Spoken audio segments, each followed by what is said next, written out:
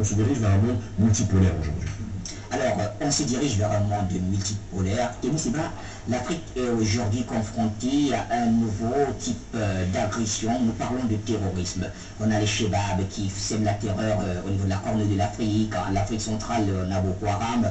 Au niveau du Sahel, il y a Ansar Dine, il y a tout ce qu'il peut avoir de ce côté-là. Alors, pour ne citer que ceux-là. Mais à côté de ça, il y a de nombreuses bases militaires étrangères sur le continent africain. Comment est-ce que vous pouvez... quelle lecture vous faites de tout cela? Je présume que votre question n'est pas fortuite, comme souvent, et comme toujours. Et donc, par conséquent, ce n'est pas un hasard que l'on parle du terrorisme et des bases militaires dans le même temps, dans la même phrase. Parce que, évidemment, il y a une corrélation entre ces deux événements. Le terrorisme est une nouvelle idéologie politique, enfin, une nouvelle. Elle est là depuis très longtemps, mais j'ai envie de dire qu'aujourd'hui, c'est devenu une tendance politique du XXIe siècle qui est au service du grand capital, le terrorisme, comme l'ultralibéralisme. J'ai envie de dire que l'ultralibéralisme et le terrorisme sont deux facettes d'une même médaille. Il est intéressant, lorsque l'on parle du terrorisme, de savoir qui l'entretient et à qui profite-t-il. Un terrorisme censé être anti-occidental, mais qui profite systématiquement à l'Occident et peut-être entretenu par cette oligarchie occidentale. C'est des questions de fond qu'on doit se poser.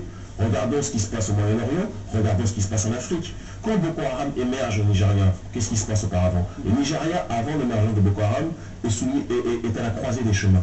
Le Nigeria veut se diriger vers une logique multipolaire et changer son type de partenariat qui auparavant était simplement relié uniquement aux États-Unis et uniquement à l'Occident. Le Nigeria se dit qu'il y a d'autres nations qui sont en train d'émerger et qu'il est nécessaire de travailler avec ces nations. C'est à ce moment-là qu'émergent comme par magie, comme par hasard, ces leviers endogènes pilotés par des forces exogènes que sont Boko Haram, qui n'est rien d'autre que le jumeau sur un terrain structurel, dans un autre cadre d'idées évidemment, mais de l'État islamique, même si certains procédés sont différents. D'ailleurs, Boko Haram a prêté allégeance, ce qui n'est pas un hasard non plus, à l'État islamique. Le Boko Haram du Nigeria profite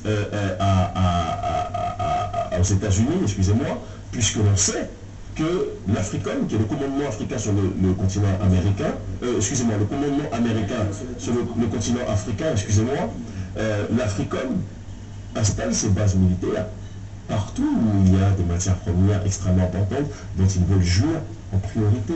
Donc ce commandement américain sur le continent africain a des intérêts précis sur ce terrain-là. C'est des choses que l'on se doit dire. Pareil, dans un autre ordre d'idée, parce que ce n'est pas exactement le même Boko Haram qui a émergé au Cameroun, mais qu'est-ce qu'on voit? Quelles que soient les critiques que l'on peut apposer à Paul Biya, quels que soient les discours et les analyses politiques qu'on peut apposer à ce dernier, et il faut dire, il faut être objectif, il y en a. Mais ce que l'on voit, c'est que ces dernières années, Paul Biya a changé son fusil d'épaule et a commencé à se rebeller d'une certaine façon contre la France. N'importe qui, opposant ou partisan, reconnaîtra ce fait-là. A commencé à développer des partenariats économiques avec d'autres nations émergentes. La France, ça les dérange, l'oligarchie française.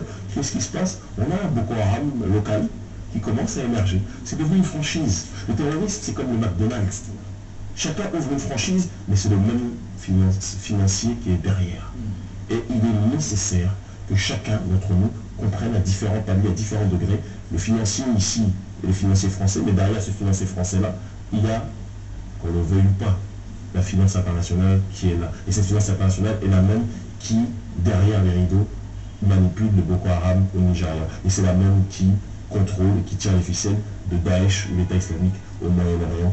Il y a des questions de fond à se poser sur le fonctionnement de ces derniers, et il est nécessaire pour nous, sur ce terrain de la souveraineté, d'agir en conformité avec nos intérêts.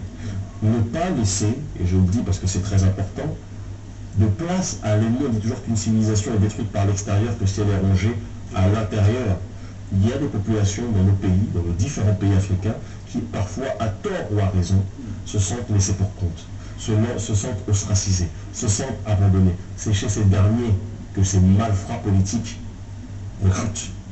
Il est donc nécessaire que chacun d'entre nous comprenne que nos sociétés africaines qui sont ultra centralisées de manière générale doivent plus que jamais s'ouvrir au reste des régions et ne pas laisser les régions à l'abandon, celles qui sont les plus enclavées, les plus éloignées du pouvoir central. Il faut que tout le monde ait sa voix au chapitre. Il n'y a que comme ça que l'on pourra lutter contre ces derniers, à mon sens. Alors, Kémy Séba, nous sortons de cette interview, peut-être par l'homme Kémy Séba, ou plutôt l'écrivain Kémy Séba. Vous avez plusieurs ouvrages déjà écrits. Le premier livre que j'ai écrit, c'était en prison.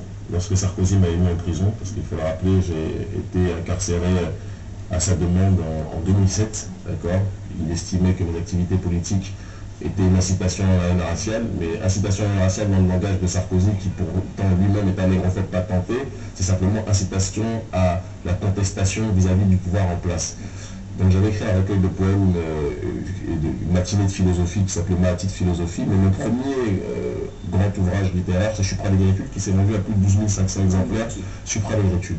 Aller au-delà de la négritude. Supra, c'est transcender. Certains ont cru au départ en entendant le titre que c'était une négritude suprémaciste, puisque les médias occidentaux m'accusent d'être un suprémaciste africain, ce qui n'est pas le cas.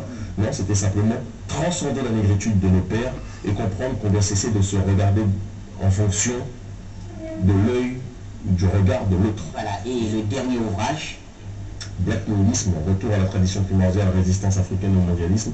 J'estime, comme je l'ai dit précédemment, que le mondialisme est l'ultime forme du colonialisme, et j'expose un certain nombre de mécanismes qui permettent de comprendre comment le colonialisme d'aujourd'hui fonctionne. Et j'invite chacun de nos frères et chacune de nos sœurs à se préparer à un avenir qui ne sera pas complètement pacifique. Je ne le crois pas. Je crois que tôt ou tard, le véritable combat contre les forces endogènes devra se mener. Frantz Fanon disait, suite à la mort de Patrice Lumumba, que le futur combat, le précédent combat, c'était de lutter contre le colonialiste blanc qui était sur notre continent. Mais le combat de demain, ça sera lutter contre le colonialiste noir qui est payé par le colonialiste blanc et qui est présent sur notre continent. Et ce colonialiste noir est beaucoup plus dangereux. Ce colonialiste noir, l'impérialisme nous a fait croire pendant longtemps que c'était simplement le président, c'était nos dirigeants.